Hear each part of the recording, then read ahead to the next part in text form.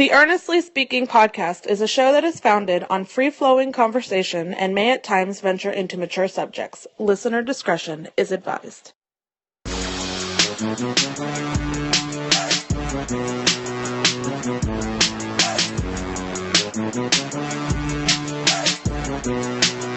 to the Earnestly Podcast. I'm your host, Ernest EJ Christian, coming to you on a late Thursday night here in South Florida.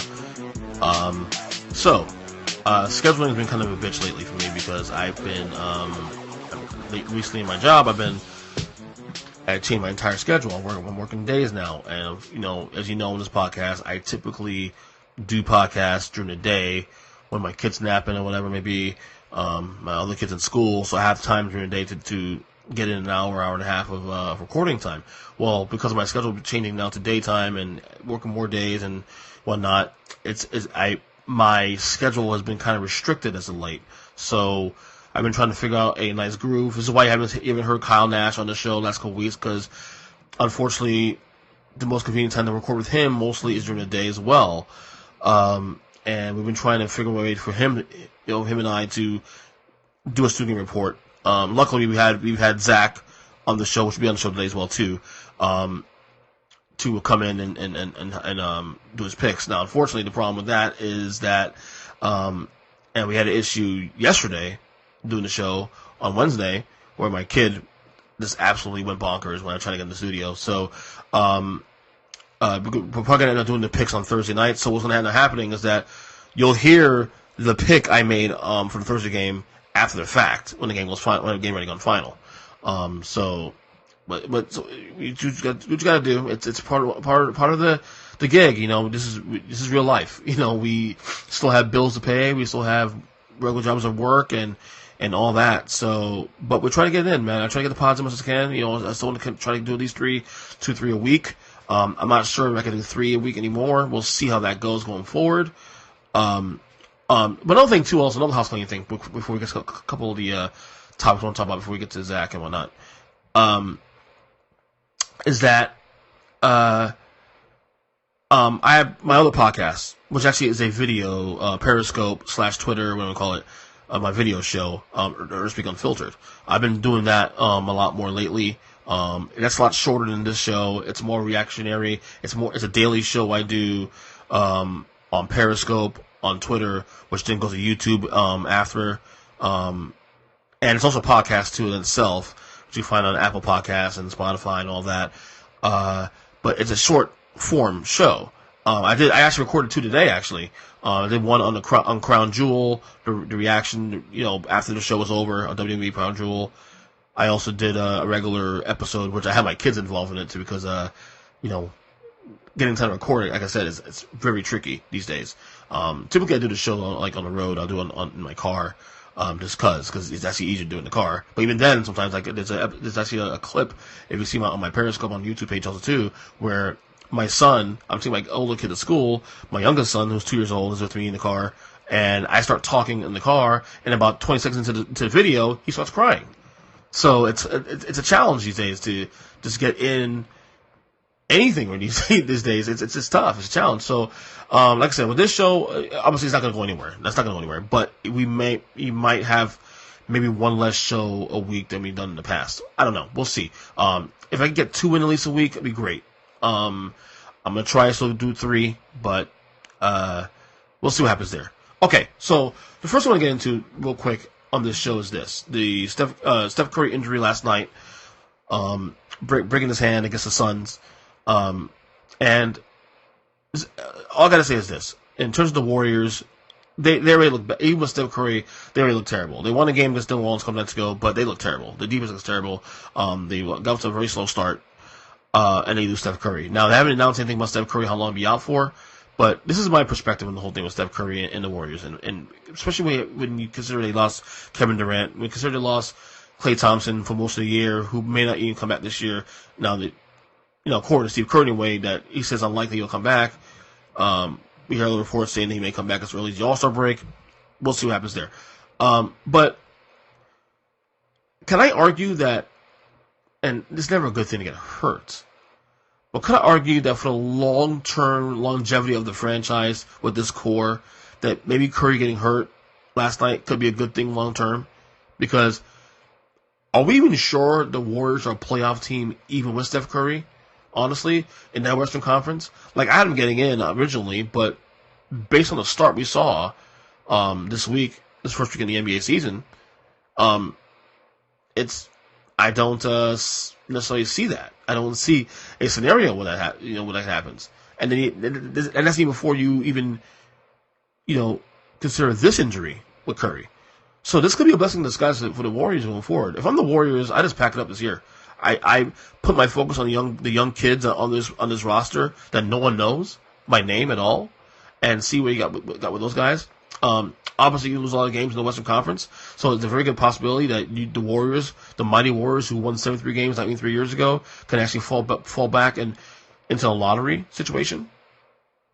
And it might actually not be a bad thing. There's actually some, examples of that happening to good teams that actually have a bad year based on a key injury. The Spurs in the mid 90s, Dave Robinson, MVP candidate, gets hurt. They win 20 games, get number one pick in the draft, and they draft Tim Duncan. The rest is history. Is it possible that the Warriors can just call a year, get a top 3 pick in the draft, maybe get number one pick in the draft, and draft the best guy in the draft this year? Now I don't know who that is necessarily, and then it works out for them going forward. It's very possible. At this point, if I'm the Warriors, I just pack up the season. Like, I know it sucks because you just opened a new arena this year, the new gorgeous Chase Center. But at this point, like, you better off just pack it up and go. Pack it up and just come back next year. And it actually helps you with decision making with Klay Thompson. Why rush him back? Let him heal up all year. There's no need for him to come back at this point. Let him heal up to next year and then come back with his core in 2021. There you go. So I think long term, this injury might be a good thing. Because a broken hand will heal. His Steph Curry will heal from this, and then he'll be better than ever. So it may be a good thing for the Warriors to just pack it up and call it a year. All right. Another thing also I want to talk about here is Anthony Davis. He was having a phenomenal start to the year. Had a phenomenal game with Memphis on Tuesday. But this whole thing about him not wanting to play the center, it's frustrating to listen to this because, like, he doesn't want to bang anymore with centers. But what I don't understand is this. There are really no more traditional centers in the league. You may have, like, maybe, 4 or 5 in the league that even start traditional centers. Like, most centers now are stretch 5s. Like, Joel Embiid, who does bang once in a while, is actually kind of a stretch 5 also himself. So this idea that Anthony Davis doesn't want to play the center position because he was on a bang with centers, to me, makes zero sense. And not only that, it's troubling too, because if the best part of you, if you're going to be a player that wants to win championships, and it is probably better for you to play that position, should you suck up and play it? Like, to me, I get frustrated listening to this because Chris Bosh didn't want to do it at all. Chris Bosh is actually not even a center; he's a power forward by trade, and yet he did it anyway. And the Heat won 2 titles with LeBron and Wade back in 2012, 2013. So why can't Anthony Davis do the same and suck it up and just go to the 5? Is that real 5 anyway? It's not like you're actually banging with other centers. No one does that anymore. That's not a thing anymore in the league. So kind of frustrating to listen to him say that and whatnot. And to me, it also shows why that, and I'm not saying he's not a winning player, but those are kind of the things that if that's what's best for your team, just do it. That's all. I know. So anyway, before I bring in Zach for our picks of the week, this week's top 5. I'm gonna go top 5, bottom 5 this week. Week 9 NFL Power Rankings. The bottom 5, of course, 28-32, 28 the Falcons falling apart. Dan Quinn is on borrowed time. He'll be fired at some point. I don't know if he gets fired before the year's over. Obviously they've said that they're gonna keep faith in Quinn, whatever. But he'll get fired at some point, barring a miraculous turnaround. Redskins 29, of course. They're terrible. 30 the Jets. Again, another team that's can't figure themselves out. They supposedly had Le'Veon Bell on the trade block this week and come on players. They were trying to solve guys before the trade deadline this week. Crazy. 31 the Dolphins, who actually been playing a lot better football. Just can't see the close games out. Had a big lead against the Steelers on Monday Night Football and then just blew it. Weird. But they've been playing better football. That's why they're not on the bottom of the rankings anymore. 32. The Bengals, they've been terrible the last couple weeks. Andy Dalton was benched this week, much to his chagrin. So we'll see. I mean, that's Dolphins Bengals battle for number 1 pick in the draft. As for the top 5, number 1 Patriots, 2 49ers. Now, a lot of folks are probably pissed off about this because after the Niners winning that game against the Panthers, the way they did on Sunday, people were probably saying, well, the Niners are number 1. And there's a case to be made for that. They are playing probably better than Patriots. Probably had obviously a better schedule than the Patriots, but the Patriots get number 1 spot for me based on reputation. It may not be fair. It's not fair, probably, but they get it on reputation and, as I said earlier on social media, consumer confidence. Because, this argument with the Patriots not having the schedule and, whatnot, and, having an easy schedule, that's not a new argument. We had that argument for the last, decade now. But the thing is, when they do play the tough teams eventually, they still take their business. So, because of that, the Pats stay number 1. 3, the Saints, who I can argue, in my opinion, who I really, gun to my head, think is actually the better team in the NFC. I think if you ask me who's the better team right now in the NFC between the Niners and the Saints, I'll go Saints. I have the Niners ahead of them because of the records, obviously. 4, the Packers. Aaron Rodgers is starting to get better, while the Packers defense, not as good as they were early in the year. We'll see how this goes. Number 5 is the Vikings. Now, I don't know if you heard earlier, but Kirk Cousins was announced as the offensive player of the month in the NFC. That's after a horrible September, being called out by receivers and stuff. But the Vikings, to me, are a roster that is top 2, 3 in the NFL. Like I've been saying week to week on the show now, Kirk Cousins has so much help around him on both sides of the ball that he doesn't even need to be great every week. Just be good. Just be good. That's all you need to do. So, again, 1 through 5, Pats, Niners, Saints, Packers, Vikings, and then the bottom 5 is your Falcons, the Redskins, the Jets, the Dolphins, and the Bengals. Anyway, here's Zack The Degenerate. We're going to get our picks of the week. So, here we go. All right, on the line, as always, every week with us, doing the picks of the week in the NFL, Zachary The Degenerate. Zach, we tied again this week. This is getting a little obnoxious now. I know. Thank God for a couple of half points. Yeah, it's weird. Now, you're still 0-4 for the year. You're still 0 for the year. You're 0-4-4 through 8 weeks. I'm 4-0-4. So, got a lot of work to do, man. Look, you have a 6-game lead that if we threw out the primetime games, I'd be killing you. Well, I mean, I don't have to tell you about that, man. By the way, before we get started, did you, real quick, World Series recap. I watched Game 7 last night. By the way, everybody talking about was, most of the series, everybody's talking about how, the World Series, one of the lowest rated World Series ever. Game 7 got 20 million viewers. Pretty sick. The bandwagon came out late. Everybody should have been watching every game. There were epic moments. Yeah. It was a great series, man. I mean, I didn't get the result I wanted. I wanted the Astros to win.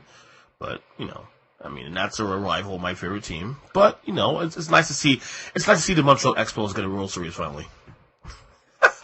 See, I'm one of those guys who, once it comes to playoff team, I want to see the team in my division win. Because it goes to say that this is the reason why my team didn't make it. Oh, we lost to the champs. Yeah, I know that logic. I heard that logic a lot. I don't know. I guess I can buy into that logic to some degree, but I don't know. I hate everybody in my division outside the Marlins. So I was also rooting for the Nationals just to stick it to Bryce Harper. Oh God. Are you one of those also too, man? Bryce Harper, he left us, so fuck you, bro. Last I checked. He is one of the most overrated players in baseball. Okay, I don't necessarily disagree with you there, but I'm just saying though. The last time I checked, he is one of the biggest babies in baseball. I don't disagree. And I never look at him as a team guy in a team sport. Yeah, and look, I don't disagree. He might be an unlikable guy, but last I checked on Bryce Harper, he's swimming in dollar bills. $100 bills, or $1,000 bills, whatever bills he's. Well, in reality, he turned down a 10-year, $300 million deal to get a 12-year or 13-year deal for $330 million. Right. Hey, hold on 1 second. Lawrence called me. Hold on. All right. Yeah. Hi. I'm in the middle of the podcast with Zach right now.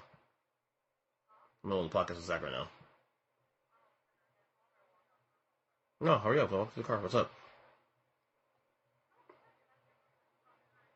How's work? Huh? Okay. Alright, anyway, so, as you said, World Series over, baseball's over, Rendon's gonna get paid, because, yeah, he's that damn good.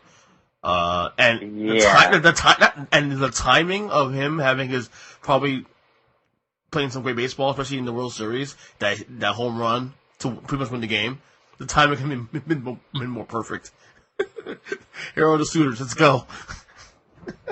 Well, that dude has done nothing but get better every single year, practically. Every year for like the last 3 years has been like career years for him. Mm-hmm.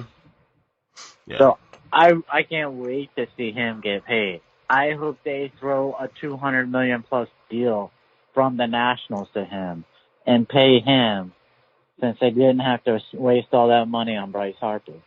Yeah, clearly they don't miss Bryce Harper. Clearly they don't. Anyway, so, but I won't be that guy. So what did you think of the fight between the Sixers and the Wolves? I will say this much. Oh, yeah, the big fight in the Wolves-Sixers game. I will say this much.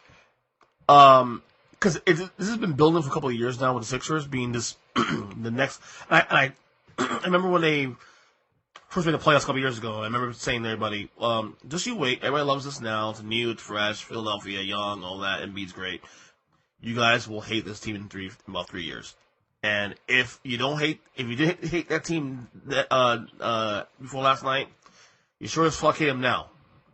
Because they are right now the most likable team in all of basketball.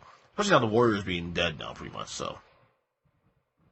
Well, I can't stand Embiid. I so wish Towns would have connected with that punch.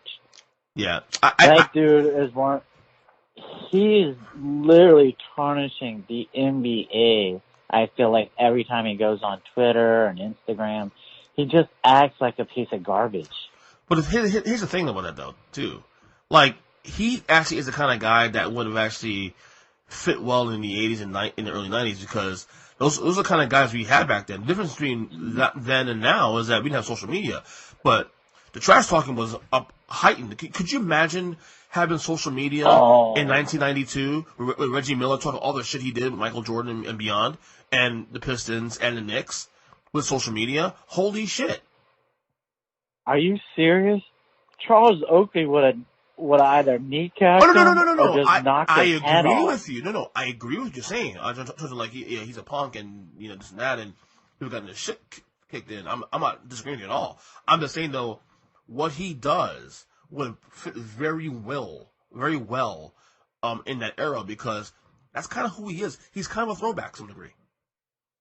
Yeah, but how much of his trash talking is on the court where you can see him talking trash to a player versus on his Twitter feed 1,000 miles away from someone talking trash? But there's two different types of trash talkers. Well, I mean, I'll say as much. Like, if you don't like him, he's doing his job, because he fits that city. Like, we're not supposed to like Philadelphia. Like, I told everybody 3 years ago when I made the playoffs the first time in ages. Like, this will be an unlikable team. Nobody likes the city of Philadelphia. You don't have the worst fans in all sports. They're gonna embrace them, and they have. So it's good. It's good to have a team we hate now. The Warriors are done. You can't. Steph Curry's out. Probably I don't know how long he'll be out for, but the Warriors are done. So at this point, it's good to have somebody to dislike, and here comes the Sixers. As good candidates as anybody. I thought that's what the Lakers. I thought that was the point of having the Lakers. Nah, the LeBron thing's old now. I think nobody. Nah, that's when you. I mean, you'll always have your faction of people who hate the Lakers, but It's not the same. Like LeBron, hating LeBron isn't the same as it was 8 years ago. It's not the same.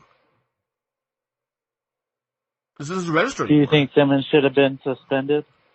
I don't know, man. I mean, I know he was choking the guy, but he was Yeah, trying, he he was trying literally to, had him on a chokehold. yeah, but what And you could see Towns like tapping out, and he was still holding him in a chokehold. yeah, it's like UFC. I felt like that was the dude who should have gotten the most time suspended. Well, again, this is a very likable team. Like, it's fun.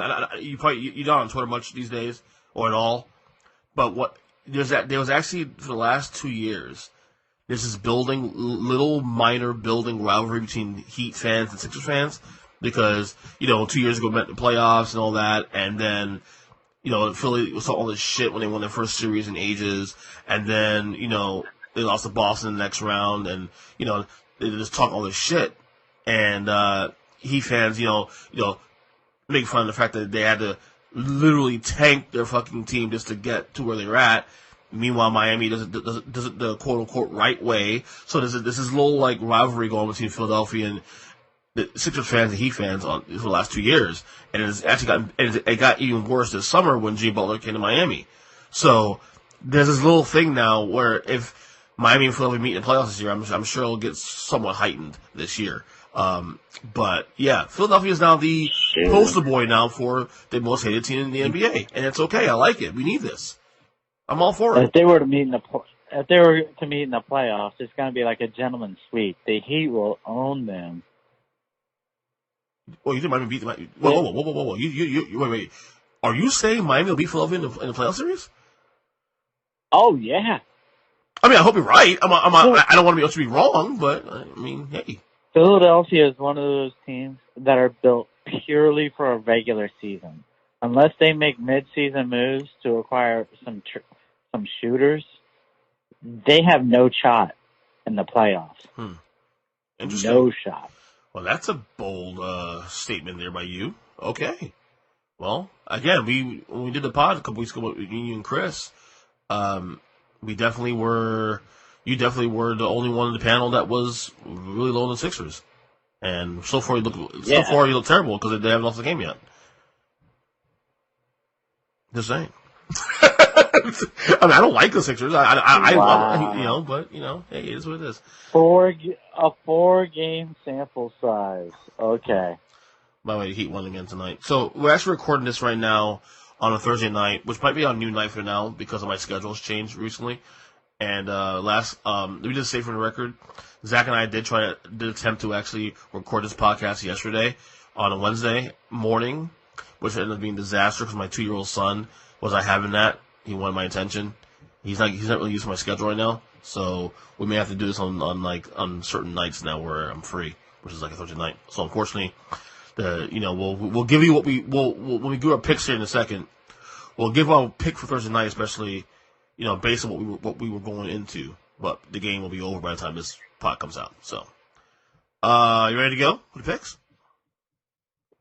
Oh yeah, man. Let's do it. Okay, so we're actually recording this right now as the Sixers. The Niners Cardinals game is on right now. It's actually 21-7 right now at halftime, right?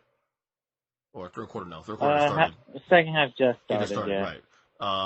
Now I had the Cardinals on the points. I had the Cardinals minus 9.5. Plus 9.5 rather. Plus 9.5. You had what?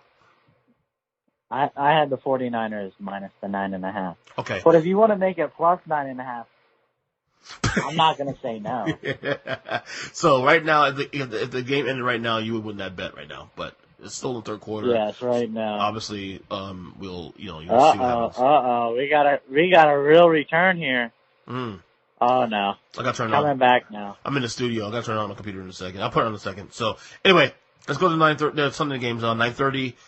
We have the Jacksonville Jaguars and the Houston Texans in London. Another London game which I don't give a shit about. Well, I give a shit about the game, but I hate these London games, man. I really do. Anyway, the Texans are right now 2-point favorites. The over/under is 46.5. Zach, what'd you go with this one? Oh, I went Houston for the simple fact that they're just a better team.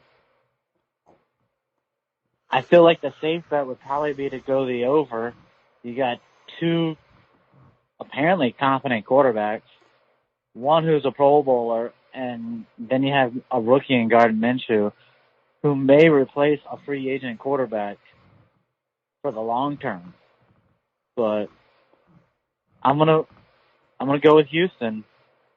I did as well too, but I went with Houston acknowledging the fact that the Jaguars give them a lot of problems. Like this year alone, when they bet early in the year in Houston, the Jaguars almost won that game.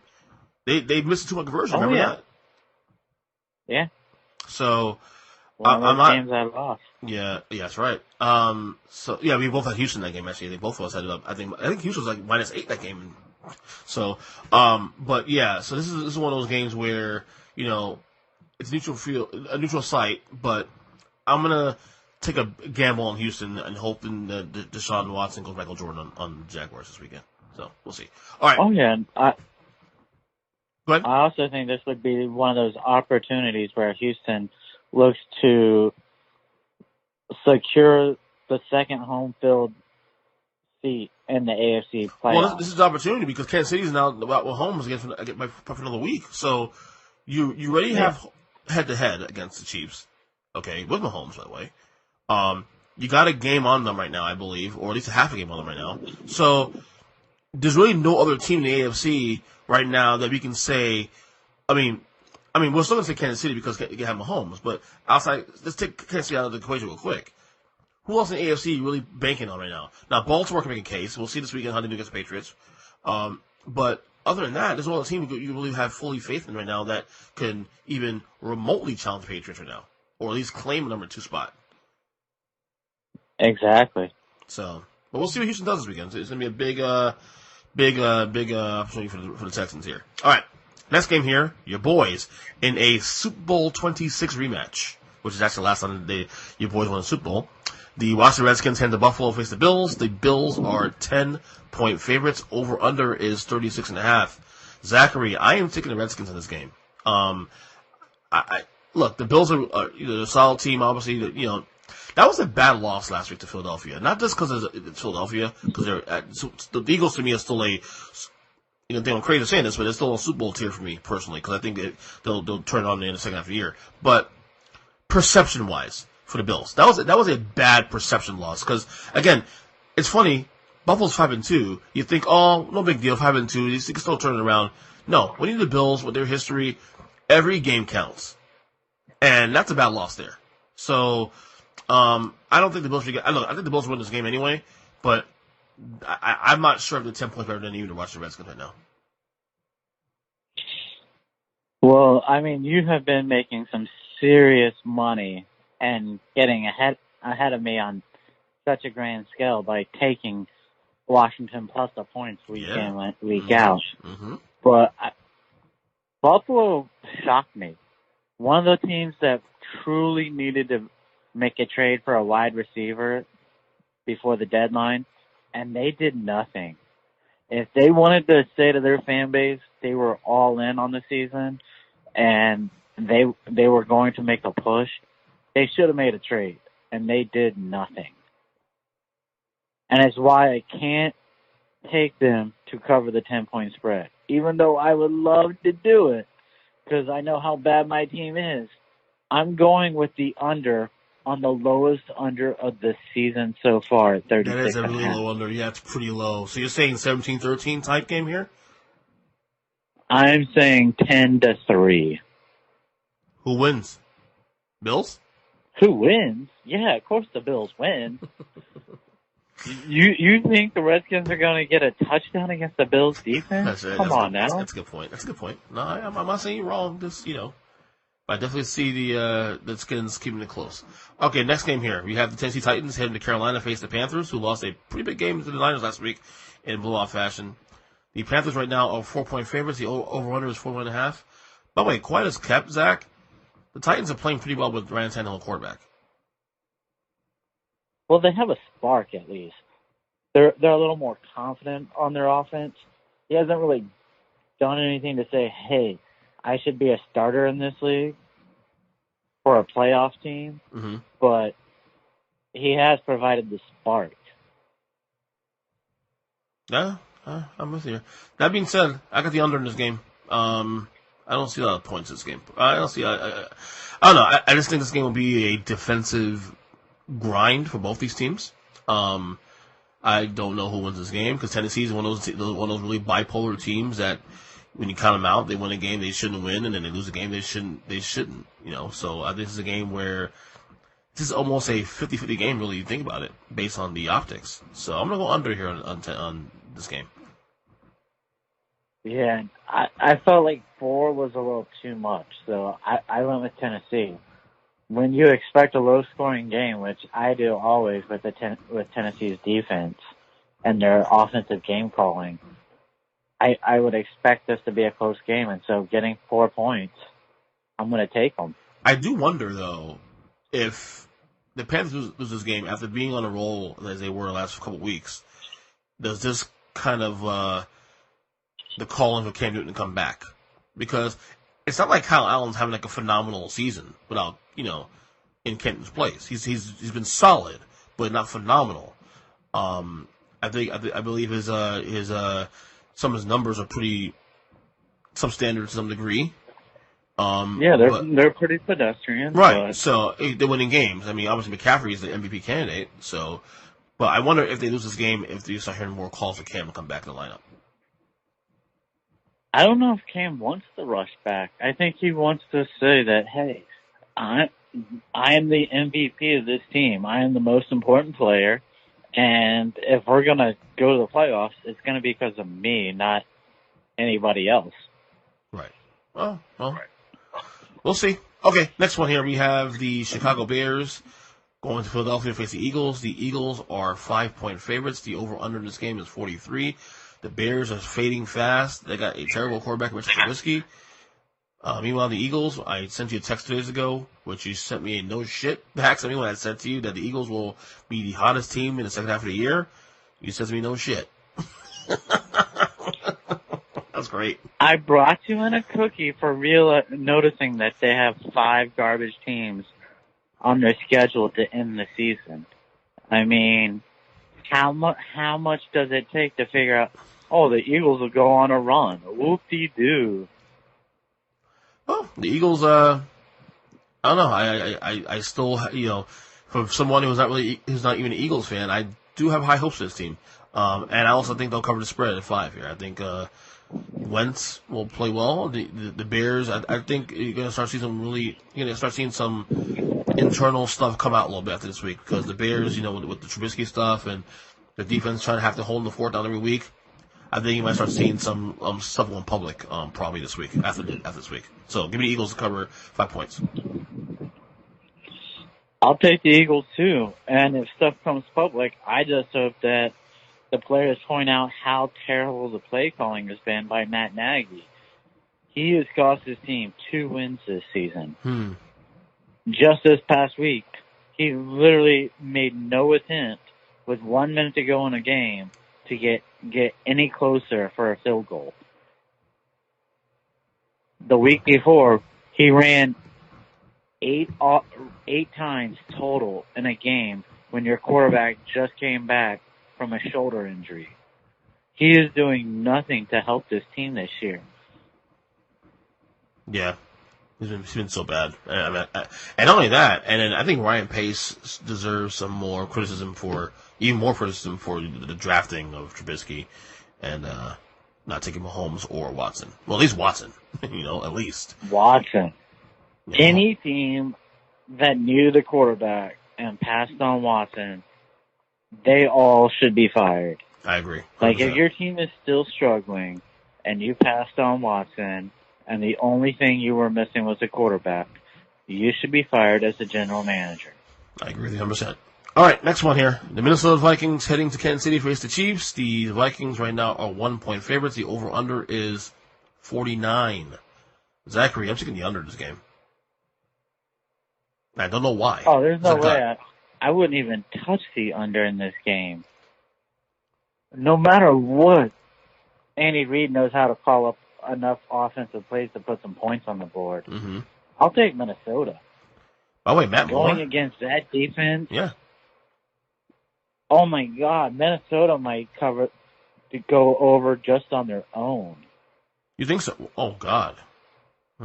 It's a bad defense, though. Who does Kansas City have on defense that can stop anybody on Minnesota? Oh, no, I'm not disagreeing that the They will defense be is able bad. to run or pass all day long. Yeah, well, I would say the better bet would be how many punts does Minnesota have in the game? And the over-under should be set at 1.5. I'll go under. Yeah, exactly. That being said, I'm taking on a gut. So, you gonna go over in this game? No, I'm taking Minnesota. Ooh, I like that. Minnesota's gonna kill them. By the way, Kirk Cousins, I don't know if you saw this today, but Kirk Cousins was the offensive player of the month for October. Oh, he's been incredible since he got called out by teammates. Yeah. Well, he needed it. All right. Next game here, we have the New York Jets. Big game here down in South Florida. The Jets heading to Miami to face the Dolphins. The Jets right now are 3-point favorites. The over-under is 40.5. Zachary, I'm going to shock you. The Dolphins will get the first win of the year this week. As I told you, there is no way the Dolphins win a single game this season. Wow. Even in the second to last game of the season against Cincinnati, I believe Miami will figure out a way to make sure they lose that game. But I'll take the Jets. I think the Jets will cover. I think they'll snap out of their offensive funk against Minnesota or against Miami, and they'll put up 30-plus points. I don't know. Dolphins have been playing much better the last couple of weeks. I mean, obviously they can't finish games, but I think the Jets are, they're just dead men walking. They've not played well. I mean, other than that one win against Dallas a couple weeks ago. I just think that it could be the Dolphins' time, and it's in Miami. I mean, not that it really matters because they're still bad. But you're a guy who loves trends. Miami and Fitzpatrick have had 2 good games. Right. He's due for a letdown. Okay. All right. Next game here we have. I can get this thing up here real quick. Okay. The Indianapolis Colts heading to Pittsburgh to face the Steelers. The Colts are 1-point favorites. The over-under is 43. Zach, what are you doing this one? I would expect the Colts to come out after a lackluster game and put a beat down on Pittsburgh. I get it. Pittsburgh just looked amazing in the second half against Miami, but it was Miami.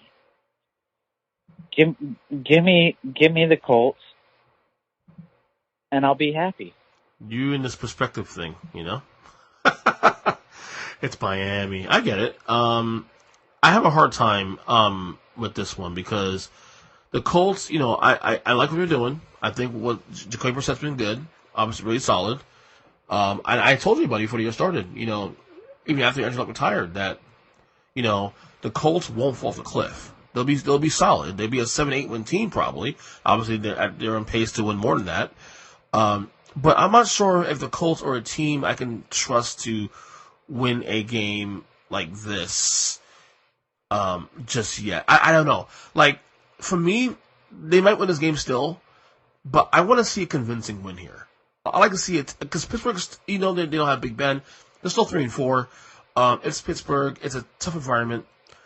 The Colts will really show me something if they actually win this game outright. Like, seriously, if they win this game outright, like by 7-10 points, I'll be really impressed.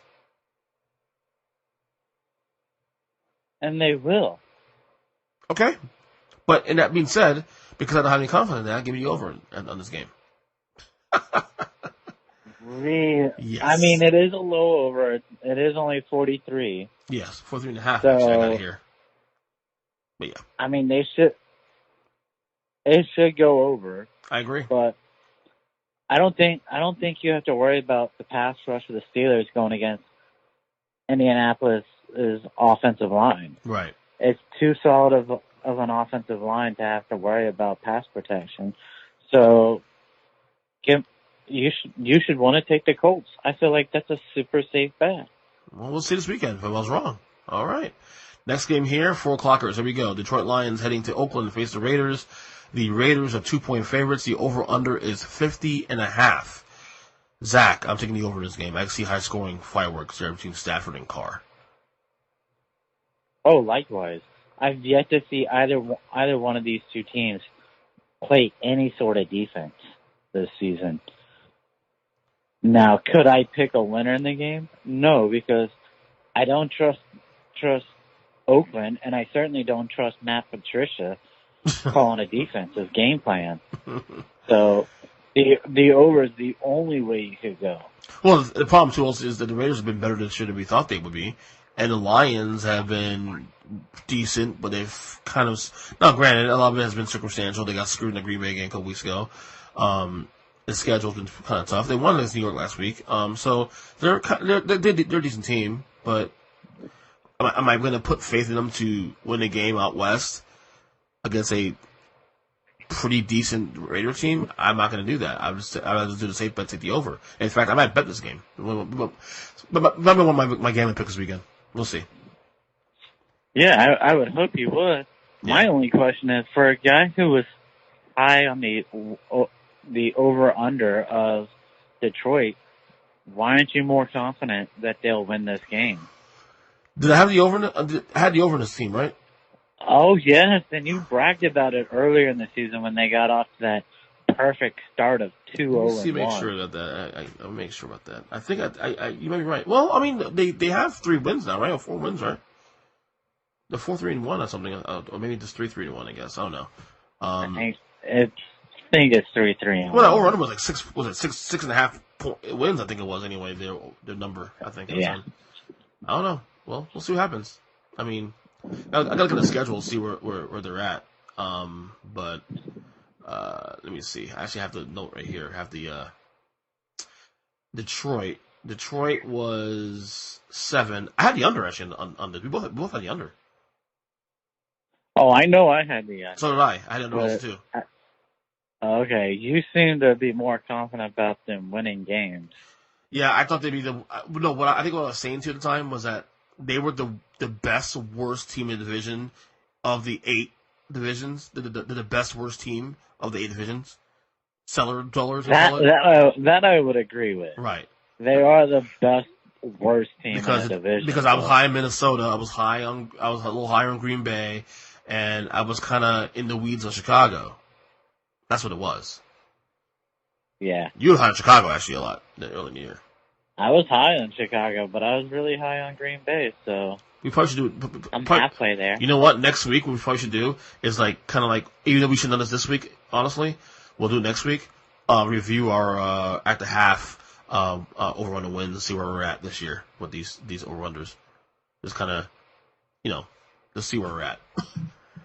All right. Next one here. We have the Cleveland Browns in Denver to face the Broncos. The Browns are 3-point favorites. The over-under is 39 points. Zach, where you go on this one? I'm taking the Browns, a team who is in a desperate need for a win, going against a team with a backup quarterback, lackluster wide receivers, and a GM/president who has sold the team off and decided that it will be a rebuilding year. If Cleveland cannot win this game, you either have to fire the head coach, fire a coordinator, or just give up on the season. Yeah. Well, let me say right now, I agree with you on the pick. The Browns are a desperate team. They need to win. They'll get it here. And they'll get it here because Denver is also, as you said, selling off parts now. You have infighting now. Flacco's comments. They're starting a new quarterback this week who may be good. And I gotta tell you, we gotta bring this up again, Zach. John Elway. Like, how big's that leash now for getting Peyton Manning winning a Super Bowl? How big's that leash now? It's been 4 years. I would want to say you could compare him to Jordan as far as a talent evaluator, but he has drafted good players. Now, yes, you get a wider range because you have a 53-man roster. But, man, at the most important position, he is just god-awful at picking. Yeah. But, I mean, at this point, like, is he, like, a candidate to be fired? I say no, because I don't think that they would. I don't think people in Denver necessarily want him fired just yet, because he's John Elway. He won 2 Super Bowls to this franchise through the years, and I think his stock in that city is still pretty high. But I mean, I could be wrong about that, to be honest with you. But at the same time, you know, it could be argued that he should be on the hot seat at least. I mean, maybe he certainly needs to be in the hot seat. But the argument is, you know, up until the past decade, Denver was still considered a small market, and Denver has dramatically grown over the last 10 years. So now that's what puts him up on the hot seat. Before that, I don't think he would have ever had to worry about being on a hot seat. Right. He could have spent another 10 years never making the playoffs, and he would have been just fine. Right. Well, like I said, you got the way in which Denver's grown. Right. Well, Denver's selling out parts, and they're probably looking to, I won't say tank, but looking to definitely lower the draft pick. And the Browns need to win badly, and they'll get it this week. All right. Tampa Bay Buccaneers heading to Seattle to face the Seahawks. The Seahawks right now are 6.5-point favorites. The over-under is 51.5. Zachary, I'm going to shock you here. I'm taking 10 with the points here. I think that keeps getting close. Because, again, Seattle is one of those 6-2 teams that, no reason they're 6-2 in my opinion really is because of Russell Wilson. I don't think that team's really that good. Like, I wouldn't put them in my Super Bowl tiers, honestly. Like, I'll probably rank New Orleans, San Francisco, Green Bay, even Minnesota ahead of Seattle in the NFC power rankings if I do that right now. And this is that. So, well, that's just simply because it's the NFC and they're such a deeper conference. I might take Philadelphia with Seattle right now too. Honestly, as a team. Yeah, as a team, it'd be tough to argue that. Other than Wentz has never played a meaningful game, so yeah, I would still lean towards Wilson when it came to the playoffs. Well, my larger point here is this: is they're not that good, but their record's good because of that guy who was the MVP of the league. Come on, they played some outstanding defense last week against Atlanta, a team you love, a team you take week in, week out. Yeah. I mean, Atlanta's falling apart though. It seems, bro. You're seeing it every 2 weeks. But I like Tampa here the points because, again, Tampa's better than the record in my opinion. You curb the mistakes, they're probably at least 500 team. You know what I'm saying? Oh, you mean if Jameis Winston didn't average 3 interceptions a game, they might so bad be a better team? It's terrible because like week 2 through like 6, he was really, really good. And then the last 3 weeks... Well, hold on. It was week 3 through 5. He had 3 good games. Okay, I wasn't... 2 really good games and 1 okay. Okay, I wasn't trying to pinpoint the accuracy here. I was just saying the point. He had a couple good weeks. Well, over the last 2 games, which were what, week 6 and week 7? Week 7, week 8. He turned the ball over, or week 7, week 8. He's turned the ball over 10 times. It's been bad. That's really bad. Off the fucking wagon. But I think Tampa has enough talent to keep it close. That home field advantage Seattle has is not really a thing right now. Honestly, it hasn't been a thing for quite a while. Now, I like Seattle to win this game overall, but give it Tampa the points here.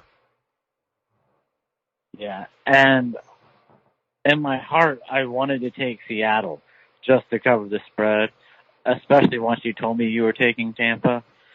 But I'm going to stick with the over. That's a pretty big over there. If Tampa can stay close, it will certainly be a high-scoring game. Right. All right, next one here we have this is a sneaky good game. The Green Bay Packers heading to L.A. to face the Chargers. The Packers are 3-point favorites. The over-under is 47 points. Zach, where are you going with this one? Oh, I'm taking the Packers. Oh, really? I believe they have made a turn on their offense. I'm gonna shock you here. I'm gonna call the upset here. This is a nice spot for the San Diego Chargers. Yes, I said it. San Diego Chargers to shock people here. I can see a letdown here. Green Bay's on the road. They won on the road against Casey last week. Big win against the Chiefs, albeit without Mahomes, whatever.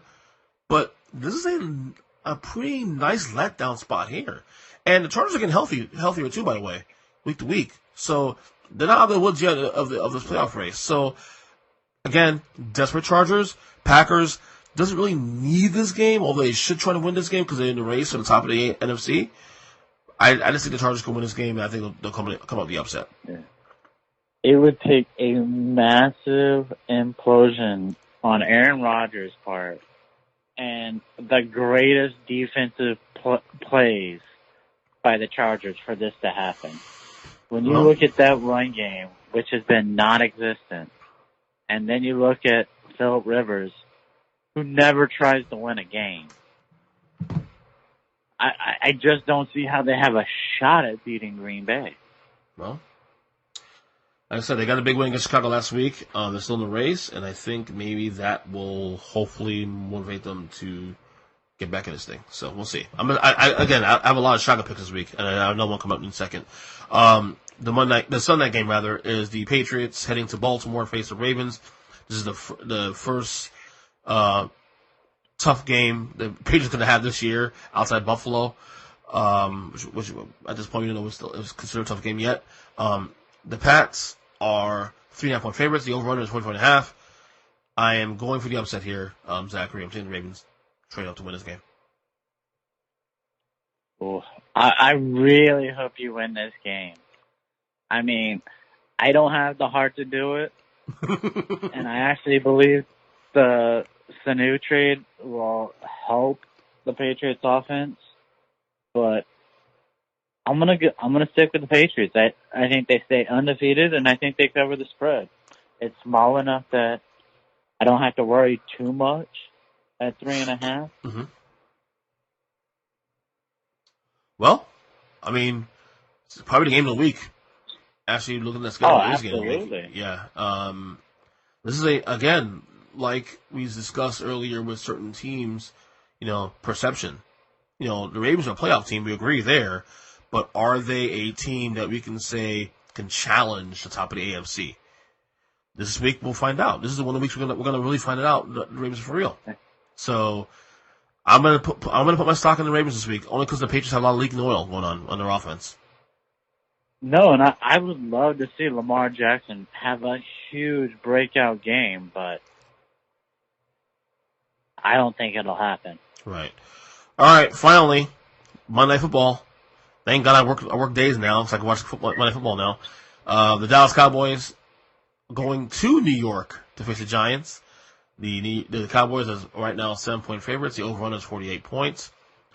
Zach, let me ask you a question, because you have this thing. We've been friends for 15 years, and you have this thing where no matter how bad the Giants are, if they're getting a lot of points, take the Giants. Does it apply here also this week?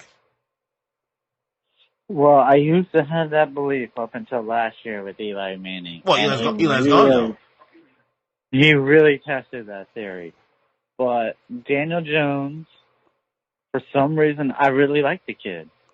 I don't know if it was because Baker Mayfield ran his mouth and with his comments, but yeah, I'm back to liking the Giants with the points. There's a lot of points, even too. when they have no defense. Yeah, and by the way, you just remind me of that whole situation with Baker Mayfield and his comments on Daniel Jones. Like, I mean, could we argue that Daniel Jones has been better than Baker Mayfield this year too? Oh, for this season, absolutely. Yeah. Just saying. I mean, we can't talk about their young careers yet. Oh yeah, of course. They've each had, bright spots. But as far as this season goes, absolutely. The one guy who's been consistent has been Daniel Jones. And they virtually have the same record, which is funny because, I mean, we have one more loss than they do. But they're 2-5, we're 2-6. Oh, they're 2-6. So, albeit, I mean, Odell leaves, same situation. The the Giants lost, their first 2 games with Eli, so, I mean, technically Daniel Jones has a better record than Baker this year. That's right. That's correct. So, I also agree with you on this on the Giants. Get a lot of points here. Do I think Cowboys win this game? Most likely. But I think there's a lot of points here. Divisional game, Monday Night Football. Yeah, give me the Giants here +7 here. I'll take the Giants +7 here. Yeah. I almost see a college reaction where, Dallas won a big game last week against Philadelphia. 2 weeks ago, Philadelphia, right? 2 weeks ago. But they come out flat this weekend, or on Monday night against the Giants. Off a bye? Yeah. Wow, that's a little shocking. Come on. At least half that team went out partying. Ezekiel Elliott probably went back to Cabo. showing his abs, apparently. All right, and the bye week this week is the Atlanta Falcons, who really need a bye week, probably need a bye year. The Bengals, who definitely need a bye week. The Rams, who was playing much better football. And the Saints, who I really, to be honest with you, still think that they are the best team in the NFC. I gotta be honest with you. I have to. I'll say it. Go ahead. That's one team that's making us both look stupid this. Oh, absolutely. This year. I have spent this season on not necessarily on this podcast, but also on the other episodes, apologizing to Saints fans. I have to. Yeah. I mean, from watching the second half of the season and into the playoffs last year, I really thought Drew Brees' arm was dead and shot.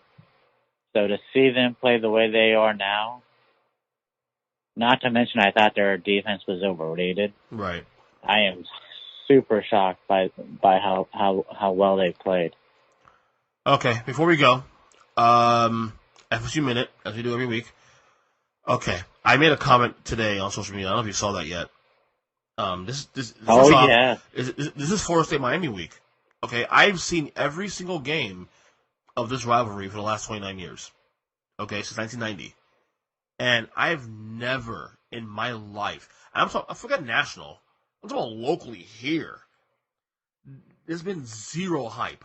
Nobody gives a fuck about this game on Saturday. Like, even the last couple of years when FSU's bad or Miami's bad, there's still some hype. Somebody's talking about it. Not this year. Oh, I think right this year, at this moment, the only thing I hear from both fan bases is, do you think the coach should be fired? Yeah. Manny Diaz is not even into his first full season. And they're talking about, he should never have been hired. He should be fired. Of course, Florida State fans are screaming the same thing, that can we just buy out Willie Taggart? Can we just send him on the way? But yeah, it is super depressing. And I think in our lifetime, it's probably the first time we could afford to actually go see a game and sit down near the field. Yeah. It's quite sad because, we talk about Florida State and other rivalries and other sports. This rivalry, Miami-Florida State, is my absolute favorite rivalry in all sports. I've seen all the wide rights, wide lefts, you name it, when we beat them in 93 and all this shit. I've the block at the Rock, remember a couple of years ago? This is my favorite rivalry in all sports, and to see it right now being treated as nothing, regardless of the records, is just sad to me, man. It really is.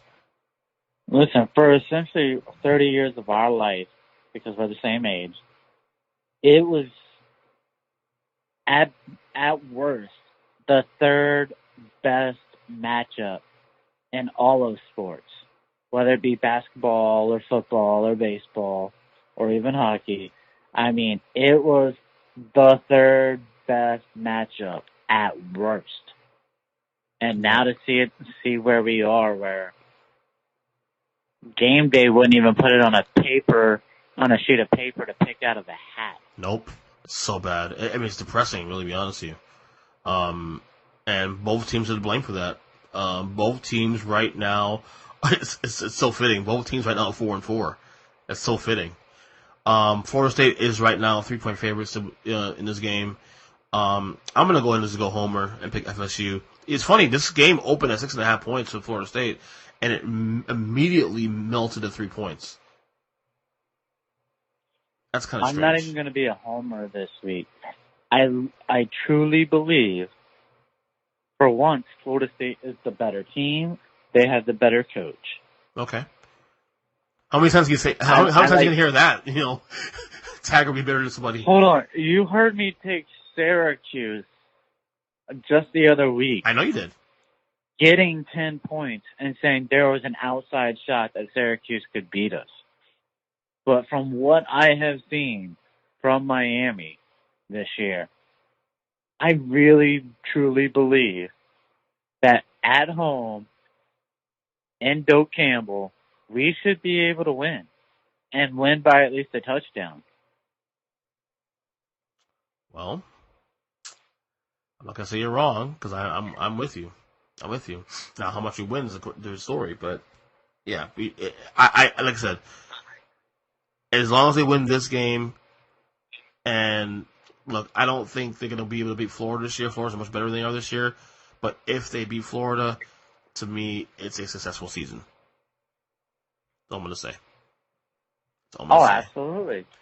And if we were to beat Miami and Florida, we're guaranteed to have a bowl. Absolutely. We need two more. We just need 2 more wins to get a bowl game. Just 2 more wins. So yeah, and I think we'll get it. I think this team is a little better. Obviously not great, but we'll see what happens going forward. Maybe wait. I think I may address it on the pod last week, but did we talk about the Urban Meyer thing last week? The rumors. We did talk about it last week. We did talk about it. Okay, never mind. So nothing's about there. Yeah. Yeah. Not if happening. we had a shot, we should spend every dime in the world to bring him to Florida State. Of course. And that AD to say that, a bus could hit Taggart before he would hire him. Mm-hmm. Dude, just shut up. Yeah. Make it look like you know how to be an AD. Because if you had the opportunity, as if Urban Meyer would even think about coming to Florida State, then you would hire him. You would fire Taggart immediately, and you would bring him in. Right. Anyway, good luck to you this week. You need it. We still have another 8 weeks left, so you can still turn this thing around. I know. Without Atlanta playing this week, I'm kind of scared. Anyway, Zach, we'll talk soon. All right, man. All Be right, good. Take care, bud.